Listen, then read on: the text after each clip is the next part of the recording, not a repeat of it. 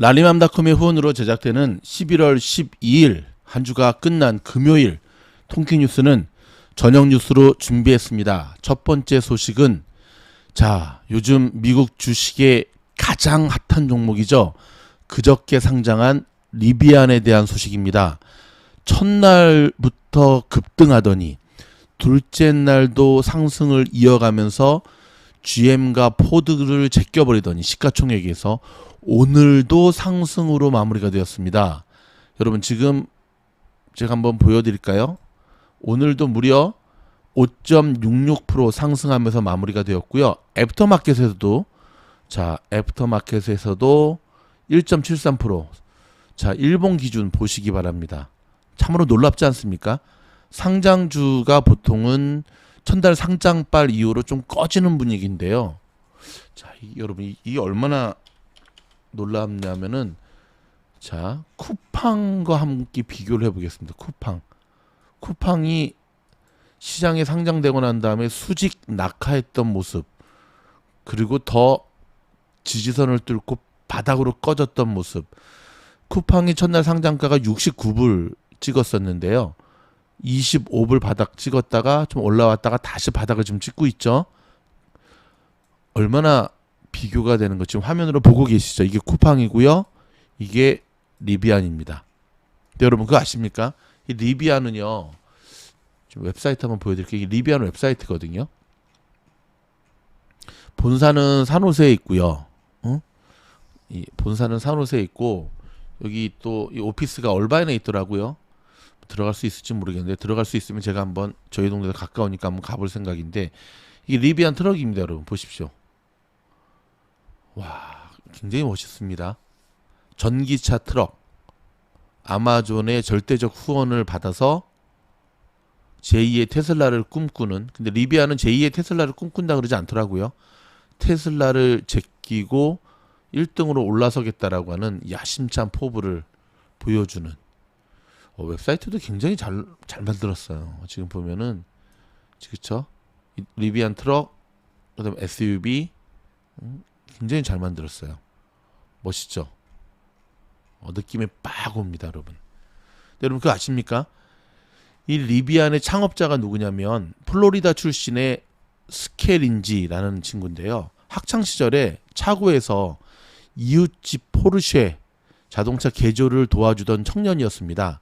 그가 그때부터 자동차에 대한 꿈을 키워왔고요. 지난해 초부터 6월까지, 지난해부터 올 6월까지 약 20억 달러의 영업 손실을 냈는데요. 당연한 거죠, 성장주니까. 하지만 지난 9월 픽업 트럭 R1T 여기 보이시죠? 이 모델 요 녀석입니다.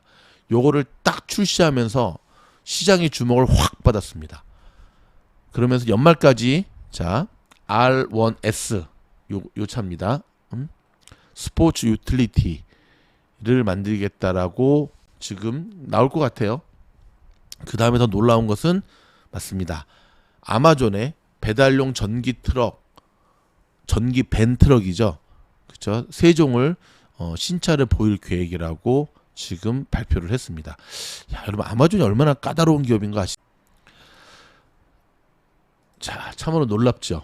여러분 오늘 제가 오늘 아니면 늦어도 내일까지 리비안 이 종목을 어떻게 접근해야 되는가, 투자에 있어서 실제적인 투자 접근 방법에 대한 거를 차트 분석과 함께 거의 다 지금 영상이 준비됐으니까 멤버십 영상으로 제가 준비하도록 하겠습니다. 리비안 아주 좋은 종목입니다. 종 한번 치고 미국의 로컬 뉴스 이어지도록 하겠습니다. 캘리포니아주가 부스터샷 접종을 독려하면서 접종 대상을 사실상 모든 성인으로 확대했습니다. 주 보건국은 본격적인 겨울이 시작이 되면서 코로나 재확산이 우려된다며 접종 대상에 부합하지 않는다는 이유로 접종하러 온 주민들을 돌려보내지 말도록 각 접종 기관에 지시를 했습니다. LA시에서 지난 8일부터 실내시설 이용 시 백신 접종 증명 의무화가 시행된 가운데 LA시 의회가 오늘 관련 규정의 일부 내용을 수정했습니다. 12살 이상의 주민들만 백신 접종 증명 요구 대상이 됐고요. 오늘 잠깐만요. 이 카톡을 좀 내리도록 하겠습니다. 방해가 좀 되는 것 같아요. 예, 됐습니다. 12살 이상의 주민들만 백신 접종 증명 요구 대상이 됐고요. 그 쇼핑몰과 이 쇼핑센터는 적용 대상에서 제외한다고 밝혔습니다. 자, LA 보건당국이 최근 코로나 수치들이 감소하고 있지만 여전히 많은 확진 사례가 보고되고 있고요. 사망자 수도 지난해와 비슷한 수준을 유지하고 있다고 우려했습니다. 특히 겨울철이라고 하는 이 계절이 참 변수거든요. 겨울철 실내에 머무는 시간이 많아지는 등 코로나가 재확산하기 쉬운 환경이 조성되는 만큼 절대 방심해서는 안 된다고 강조했습니다. 이런 가운데 대형 햄버거 체인인 인앤아웃 햄버거가 LA시에서 시행하고 있는 백신 접종 확인 여부 조치에 따르지 않고 있는 것으로 나타났습니다. 반대각을 계속 세우네요. 인앤아웃은 그동안 북가주에서 실내 입장 고객을 상대로 코로나 백신 접종 여부를 확인해야 한다는 새로운 방역 수칙을 지키지 않아 매장이 두 곳이나 폐쇄된 바가 있는데요. 남가주에서도 동일한 버티기 작전으로 가고 있습니다. 이유가 뭘까요? 성인의 10명 중 8명은 코로나와 관련된 가짜뉴스를 접하면서 하루에 한 건 이상 사실이라고 믿고 있는 것으로 나타나 충격을 주고 있습니다. 상당수의 사람들이 가짜뉴스와 진짜뉴스를 구별하지 못하는 것으로 조사된 가운데 코로나에 대한 가짜뉴스가 광범위하게 퍼져 있다는 것을 보여준다는 지적입니다. 도널드 트럼프 전 행정부 때 코로나 바이러스 감염증의 심각성을 숨기기 위해 백악관 등 고위 당국자들이 CDC를 압박했다는 증언이 나왔네요. 이야, 이게 웬일입니까? 당시는 트럼프 전 대통령이 코로나를 독감처럼 여기라며 큰 문제가 없다는 식으로 위험성을 경시하는 태도를 보이던 시점이었습니다. LA시 의회가 오늘 증오범죄 신고 보상 프로그램 조례안을 만장일치로 통과시켰습니다. 노숙자 문제로 일부 지역 주민들과 갈등을 빚어온 마이크 본인 11지구 LA시의원 리콜 선거 가능성이 높아지고 있습니다. 미국의 노동시장에서 9월 한 달 동안 이직자들이 443만 명으로 신기록을 세우고 열린 일자리는 1044만 개로 구직자보다 2배 가까이 많아 노동력 부족, 구인난, 나아가 인플레이션까지 더욱 부채질하고 있습니다. 자영업으로 더 많은 돈을 벌거나 더 나은 대우를 받으려는 대규모 이직 사태가 갈수록 확대되면서 업계의 구인난은 좀처럼 해소되지 못할 것으로 보입니다.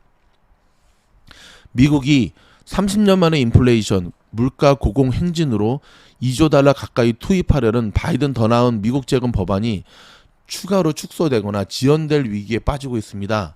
민주당의 독자적인 가결에 열쇠를 쥐고 있는 조 맨신 상원의원 등 중도파들은 인플레이션이 미 국민의 생활과 경제에 실질적으로 위협하고 있다며 더 나은 미국 재건 법안의 총 규모를 축소하고 내년으로 연기하자고 요구하고 나섰습니다. 자, 백악관이 조 바이든 대통령과 시진핑 중국 국가주석이 오는 15일 화상 정상회담 일정을 확인하면서 중국에 미국의 우려를 솔직히 제기할 것이라고 밝혔습니다.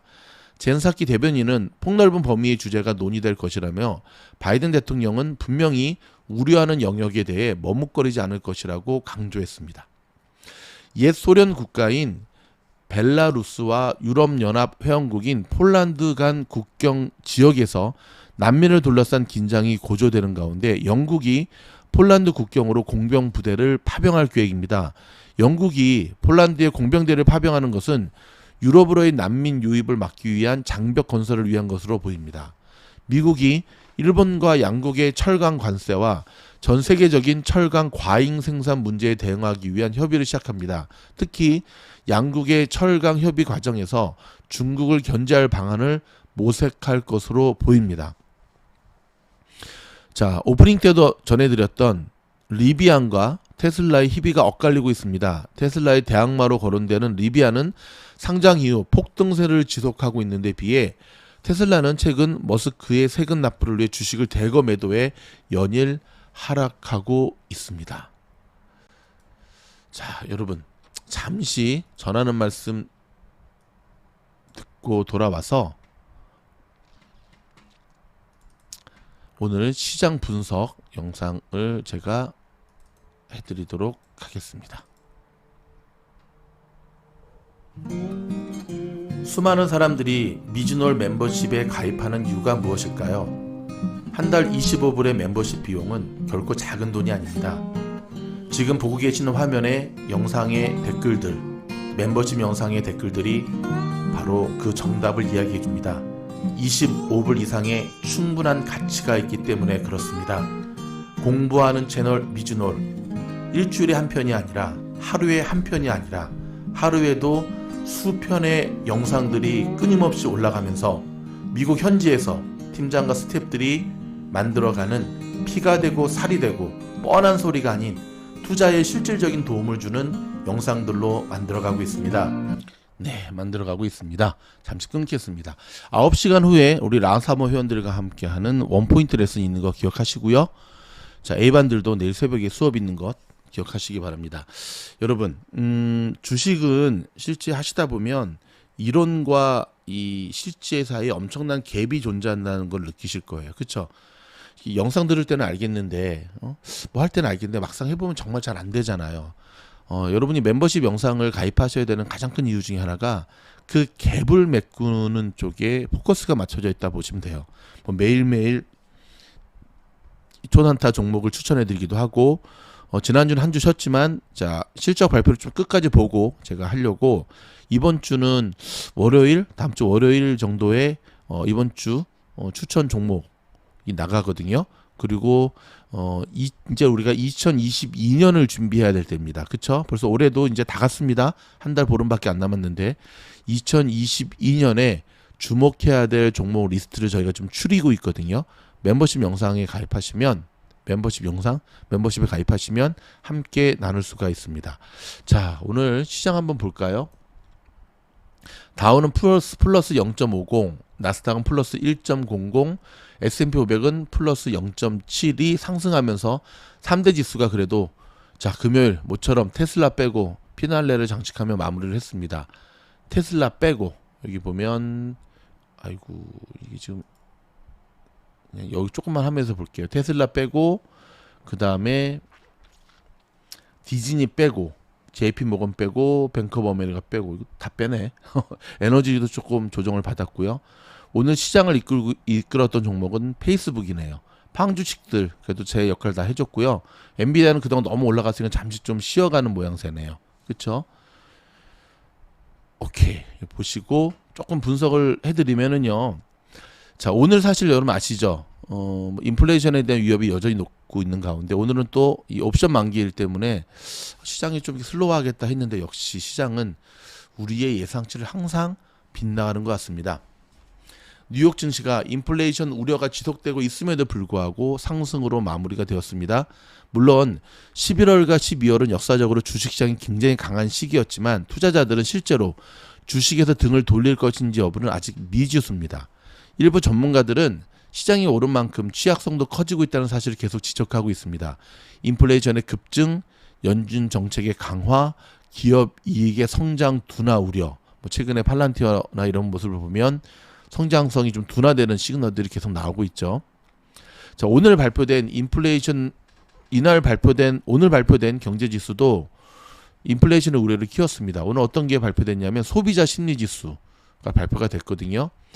미시간대가 11월 소비자 심리 지수 예비치가 66.8로 10월에 71.7보다 하락했다고 밝혔습니다. 이는 2011년 11월 이후 최저치인데요. 이거는 무엇을 의미하냐면 사람들이 돈을 안 쓴다는 거예요. 물가 상승에 대한 부담을 느껴서. 당연하죠. 그렇죠, 여러분. 지금 나가보면 뭐 가스 넣을 때마다 깜짝깜짝 놀랍니다. 영화를 찍나 앞자리가 5입니다. 저기 베버리힐스나 저쪽은 앞자리가 6이거든요.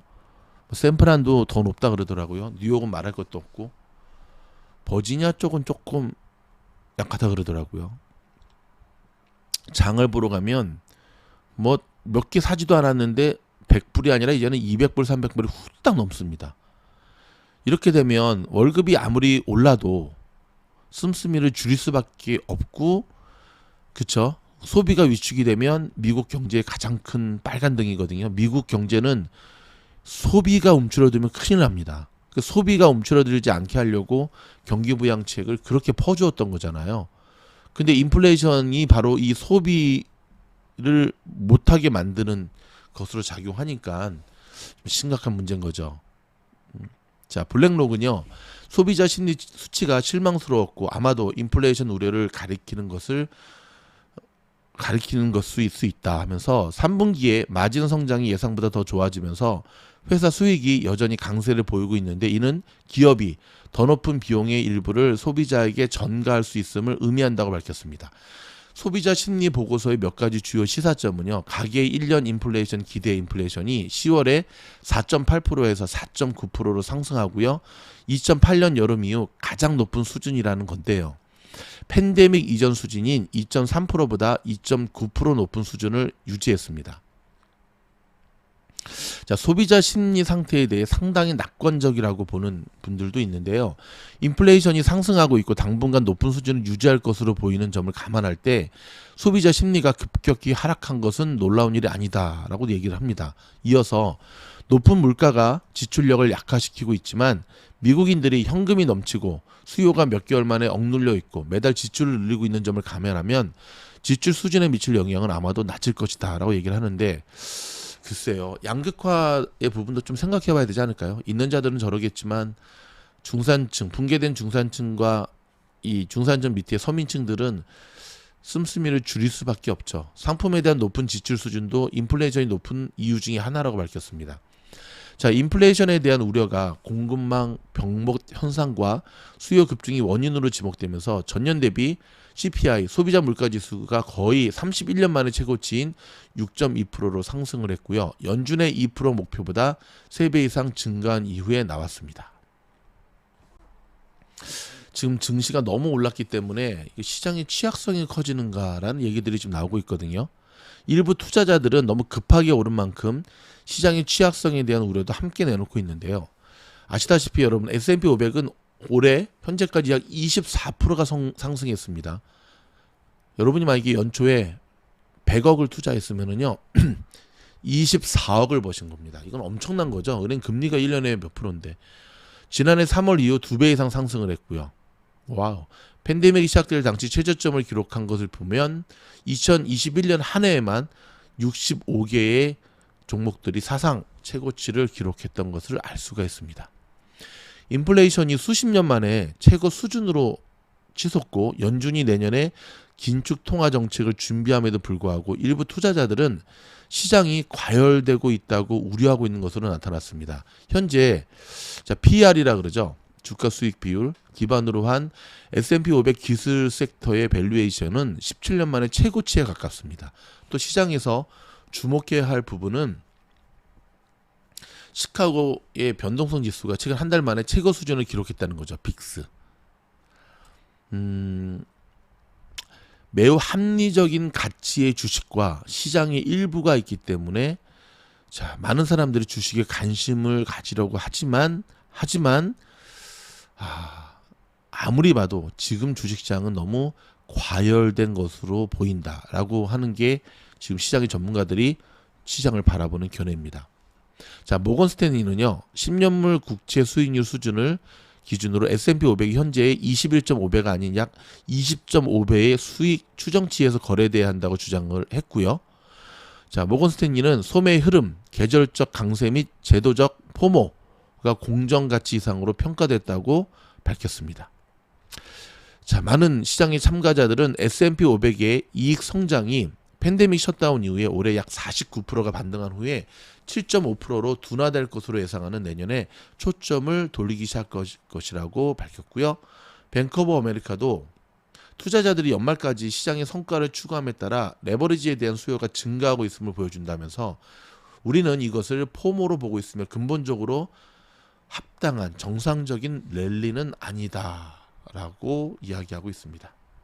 자, 다음 주에 지금 실적 발표 예상되어 있는 굵직굵직한 종목들 대표적인 게 엔비디아, 월마트, 홈디포들 꼼꼼히 챙기시기 바라고요. 저는 또 내일 토요일 통계 뉴스로 찾아뵙도록 하겠습니다. 수고하셨습니다.